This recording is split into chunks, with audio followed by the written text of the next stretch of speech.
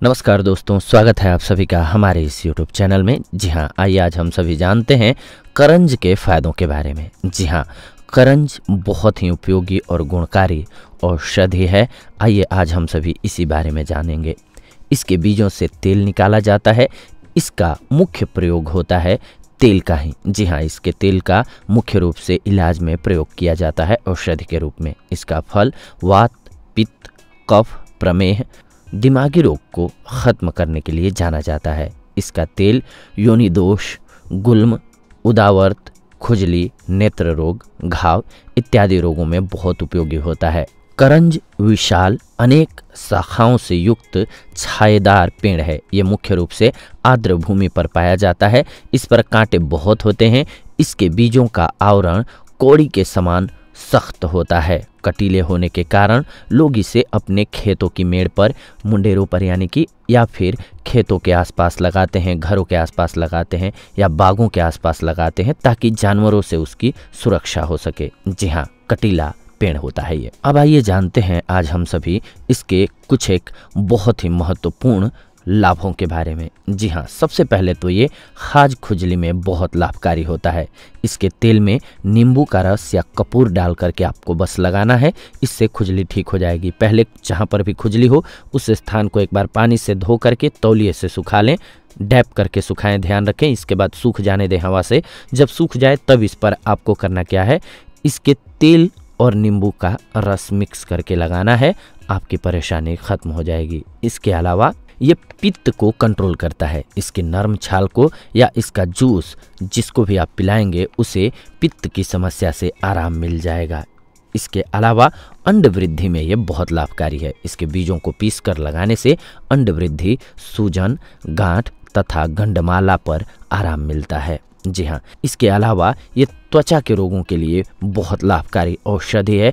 कुष्ठ रोग में इसकी छाल को लगाना और इसका तेल लगाना दोनों ही लाभदायक होता है। यानी कि किसी को भी अगर कुष्ठ रोग है तो उन्हें आप इसका प्रयोग कराएं, आपको अवश्य लाभ होगा। इसके अलावा इसका प्रयोग दर्द में भी किया जाता है। जी हाँ, शूल में जो लोग धूम्रपान करते हैं वो इस विधि को कर सकते हैं।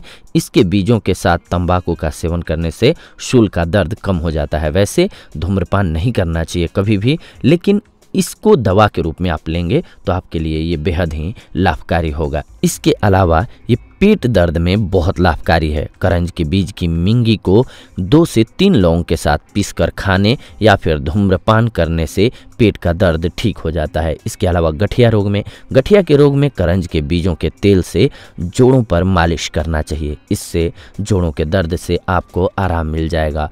इसके अलावा अगर आपके मुंह में छाले हो गए हैं तो भी ये बेहद ही महत्वपूर्ण औषधि के रूप में कार्य करेगा। जी हाँ, मुंह के छालों को ये दूर करने के लिए बहुत ही अच्छी औषधि के रूप में कार्य करता है।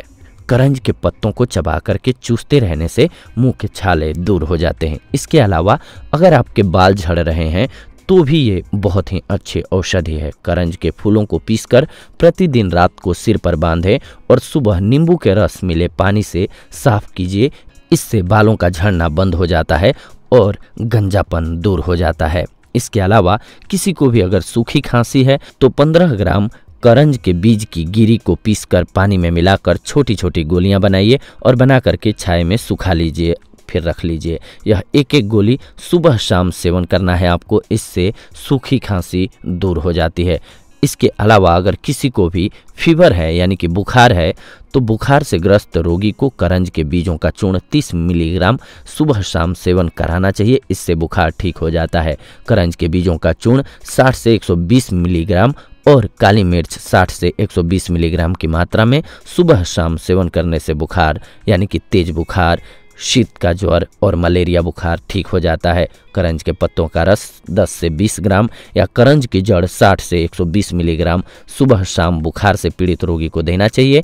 इससे बुखार में आराम मिलता है। इसके अलावा कोई अगर दमा रोग से पीड़ित है तो उसके लिए भी ये बहुत ही अच्छी औषधि है।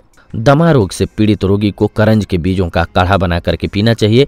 इससे दमा रोग में जल्दी ही आराम मिल जाता है। इसके अलावा किसी का अगर दांत दर्द कर रहा हो तो करंज के पेड़ की टहनी से दातून कराना चाहिए। दांतों एवं मसूड़ों का दर्द इससे ठीक हो जाता है। इसके अलावा कोई अगर माइग्रेन से पीड़ित हो यानी कि आधे सिर का दर्द होता हो उसे, तो करंज के बीजों को गर्म पानी में घिसकर थोड़ा सा गुड़ मिला करके नाक से खींचना चाहिए, इससे माइग्रेन ठीक हो जाता है। इसके अलावा इसका प्रयोग बांझपन को दूर करने के लिए भी बहुत ही गुणकारी है। सफ़ेद करंज की ताजी जड़ को दूध में पीसकर मासिक स्त्राव के चौथे दिन से प्रतिदिन 2 ग्राम की मात्रा में पीने से गर्भधारण होता है। बहुत ही अच्छी औषधि है ये।